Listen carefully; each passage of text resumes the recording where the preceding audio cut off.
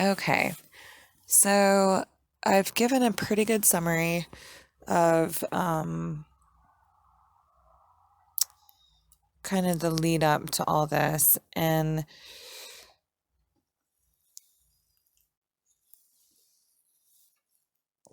I chose to not really read the stuff before because it was all kind of disjointed, and um, I didn't really start getting into writing seriously and regularly um, until this point that I'm going to start at. But yeah, so I felt like I should just give a summary of the that relationship, the ending of it, and then uh, in the aftermath of it, um,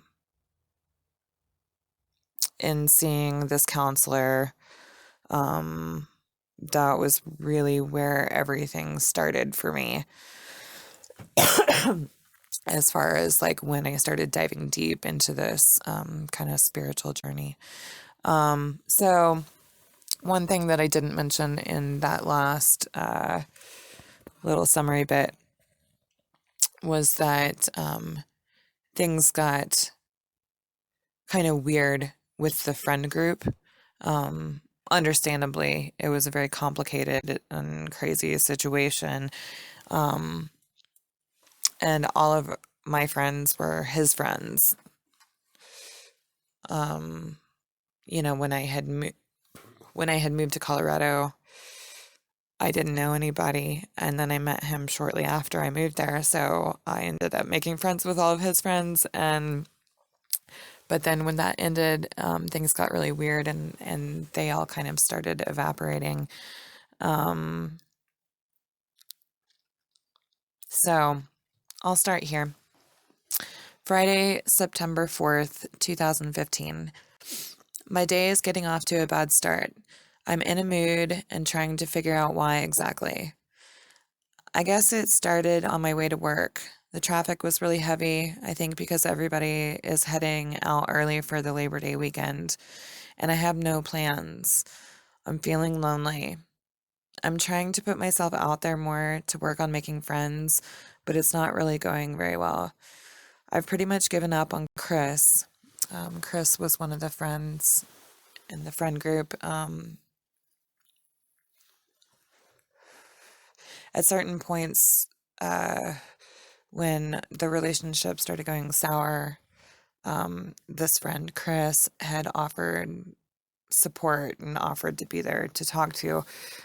So after things ended, I tried reaching out to him, but like I said, things just got kind of weird with the friends, and um, yeah. So so I pretty much given up on Chris. It makes me feel really bad that he hasn't responded to any of my texts or calls for like a month, much less reached out to me himself. I guess we are just not as good of friends as I thought that we were. I thought that I was more to him than just Alan's girlfriend, but I guess not. Not one person has tried to check on me to see if I'm doing okay, except Heather, and now she's gone. Heather, Heather is the girlfriend of one of the friends, and she moved away to go back to school. So uh, I had the feeling that as soon as Heather moved, I wouldn't hear from Aaron or Chris again. And the fact is that I didn't hear from them before she moved either. I feel so unvalued. I feel like it's crushing me. How can I have no one? How did I come to be in this situation? I just don't understand it. It really makes me question my worthiness, and I'm really trying not to let that happen, but I'm finding it very hard not to. I feel absolutely pathetic. I feel lost. Sometimes, like right now, it feels unbearable. How am I supposed to continue to bear this?